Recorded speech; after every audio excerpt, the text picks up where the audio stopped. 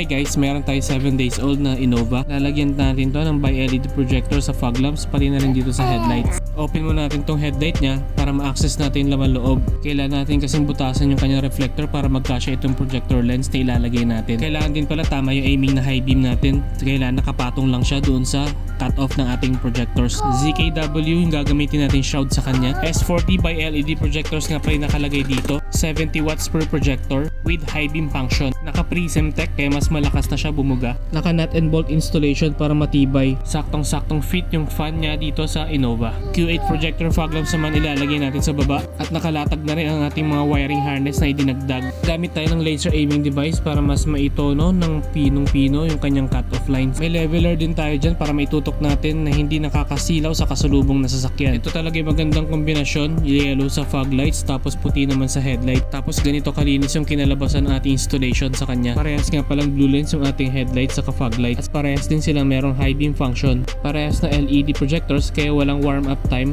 Pag umilaw sila instant on agad at maliwanag na. Malakas yung ilaw pero hindi nakakabulag sa kasalubong kasi merong cut off line. Inabot tayo ng 2,000 lux sa low beam at 4,000 lux naman sa high beam. Sa fog lamps naman ay 1,200.